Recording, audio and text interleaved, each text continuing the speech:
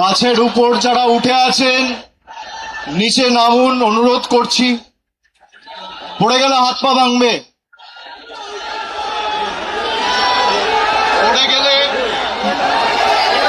পড়ে গেলে হাত পা ভাঙবে। প্লিজ নিচে নামো।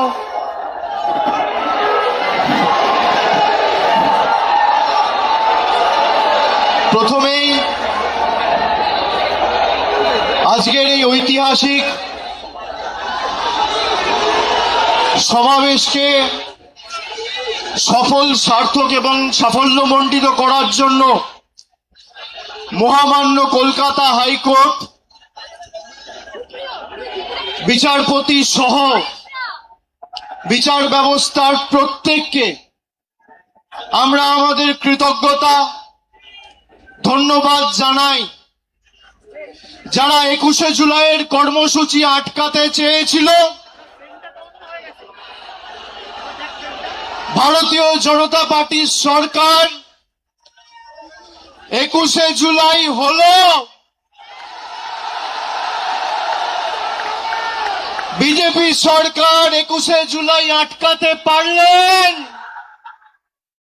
শুভেন্দু অধিকারী 21শে জুলাই আটকাতে পারলেন, অমিত শাহ 21শে জুলাই আটকাতে পারলেন, কলকাতা পুলিশ 21শে জুলাই আটকাতে পারলেন। আজকের এই সমাবেশ প্রমাণ করে দিচ্ছে তৃণমূল কংগ্রেসের কর্মীদের কোনো বিকল্প নেই। যারা নিজেদের তৃণমূল বলে দাবি করত, গিয়ে একবার দেখে আসুন মেয়র রোডে যে কটা লোক রয়েছে, গ্রামে জেসিবি দিয়ে মাটি কোপানোর সময়ের থেকে বেশি লোক হয়। ভালো তৃণমূল, তাই না? কর্মী কোথায়? জনতা কোথায়? মমতা বন্দ্যোপাধ্যায় যেখানে, জনতা সেখানে। অনেক বড় কেউকেটা হয়েছেন। এই গাছগুলো দেখছেন, একটা পাতা যদি ঝরে পড়ে যায়, একটা ডাল যদি কেউ কেটে ফেলে দেয়, তার সবুজ আর কেউ ধরে রাখতে পারে না। সেই ডালের মধ্যে, পাতার মধ্যে আর কোনোদিন প্রাণ কেউ সঞ্চার করতে পারে না। তার শক্তি তার শিকড়ে। একইভাবে তৃণমূলের শিকড়ের নাম মমতা বন্দ্যোপাধ্যায়, যার আদর্শ আন্দোলনকে সামনে রেখে হাজার হাজার লক্ষ লক্ষ কর্মীরা আপসহীন লড়াই সংগ্রাম করে দলকে আজকে বটবৃক্ষে পরিণত করেছে। তারা যদি ভাবে যে গদ্দারি বেঈমানি করে দলকে দুর্বল করব, তৃণমূল কংগ্রেস আরো শক্তিশালী হবে। যারা আজকের সভায় এসছেন, আমি কুর্নিশ জানাই প্রত্যেকটা কর্মীকে।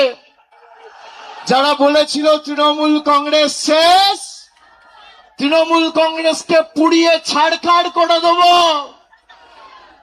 সেই আগুনের স্ফুলিঙ্গ থেকে নতুন অগ্নিশিখার জন্ম হবে এবং তৃণমূল কংগ্রেস আরো শক্তিশালী হবে আগামী দিন। কারোর ক্ষমতা নেই। আর বিজেপি যদি মানুষের রায় জিতে থাকেন, তাহলে এত ভয় কেন? তৃণমূল কংগ্রেসের কর্মীদের মিথ্যা মামলায় জেলে ঢোকানো, নেতাদের উপর যারা মমতা বন্দ্যোপাধ্যায়ের সাথে এখনো আছে তাদেরকে ভয় দেখানো, তৃণমূল কংগ্রেসকে চমকে ধমকে লাভ নেই।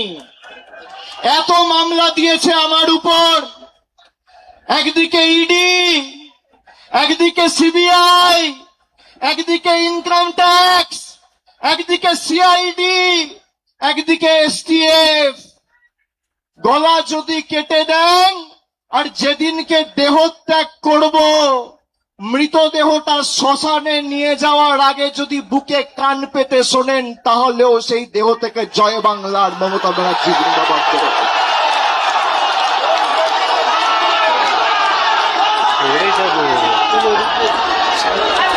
ইতিহাস প্রতিকূলতার বিরুদ্ধে প্রলোভনকে উপেক্ষা করে যারা লড়াই করে ইতিহাস তাদেরকে সমর্থন করে, গদ্দারদের সমর্থন করে না। 5 ওয়াট 10 ওয়াটের বাল্ব সে এখন ভাবছে আমি হ্যালোজিন হয়ে গেছি। আরে বিদ্যুৎ সঞ্চার করছে মমতা ব্যানার্জি, শক্তি কেন্দ্র মমতা বন্দ্যোপাধ্যায়, যার আদর্শকে সামনে রেখে আপনার রাজনৈতিক পরিচয় পথ চলা। যদি কেউ নিজের মাকে ত্যাগ করে সে সন্তানকে সৃষ্টিকর্তা সর্বশক্তিমানও কোনোদিন ক্ষমা করে না। যারা গেছে আমি নেত্রীকে অনুরোধ করব দয়া করে আগামী দিনে একটা কেউ ফেরত নেবেন না, একটা কেউ ফেরত নেবেন না। আজকের এই কর্মী সমর্থকদের উৎসাহ উদ্দীপনা, বিজেপির ক্ষমতা হবে ক্যাথিড্রাল রোডে এই মিটিং করার, রাজ্য সরকারের ক্ষমতায়, পুলিশ তোমার, তদন্তকারী সংস্থা তোমার, অর্থ তোমার, কেন্দ্র সরকার তোমার, মানুষ তৃণমূলের সাথে রয়েছে। পুলিশ যাদের অযথা মিথ্যা মামলায় অত্যাচারিত করছে আমি বলবো ধৈর্য ধরুন, একটা ছোট নোটবুক পকেটে রাখবেন, সব লিখে রাখবেন। এই নোটবুক গুলো এক এক করে আমরা ঠিক টাইম মতো নিয়ে নেব। যারা যে ভাষায় বোঝে তাদের সে ভাষাতেই জবাব দেওয়া হবে। ঘর বাড়ি ভেঙে দিয়ে, পার্টি অফিস গুড়িয়ে দিয়ে ভাবছে তৃণমূলকে উৎখাত করব, দুর্বল করব। আরে ফুটপাতে থাকবো, তোদেরকে হারাবো, বাংলা থেকে উৎখাত করব, কথা দিয়ে গেল। দেখি কত ক্ষমতা, কি করবেন, কি করবে বিজেপি? জেলে রাখবে, মিথ্যা মামলায় ঢোকাবে, ঢোকাও, তাও বশ্যতা স্বীকার করব না। মেরুদণ্ডটা ফর সেল নয়। যারা মমতা ব্যানার্জির ছবিকে পিছনে রেখে আর জোড়া ফুল চিহ্নটাকে সামনে রেখে 2024 নির্বাচনে জিতেছে, তারা বলছে আমরা এখন এনডিএ কে সমর্থন করব। মানুষ ক্ষমা করবে? করবে? আপনাদের মধ্যে অনেকে কাউন্টিং এ ছিলেন, কিভাবে বিজেপি কাউন্টিং এ চুরি করে জিতেছে আপনারা সাক্ষী রয়েছে। যারা রামের নামে ভোট চেয়েছিল সেই রাম মন্দিরে চুরির দায় এই বিজেপির। রাম মন্দিরে নোট চুরি আর ইভিএম এ ভোট চুরি, এই হচ্ছে বিজেপির প্রকৃত স্বরূপ। আর যারা গা বাঁচাতে, পিঠ বাঁচাতে বালিশ চাটার গ্রুপে যাচ্ছেন, এদেরকে তৃণমূল বলবেন না, বলবেন বালিশ চাটা। খালি বিসি বললেই হবে। বিসি, বিসির অনেক মানে হয়। বালিশ চাটা, আমি আর বেশি কিছু বললাম না। হয় পুলিশের কাছে মামলায় ধৃত, আর না হলে মেরুদণ্ড বিক্রি করে বালিশ চাটা ঋতব্রত। এই দুটো ছাড়া গদ্দারদের উপায় নেই।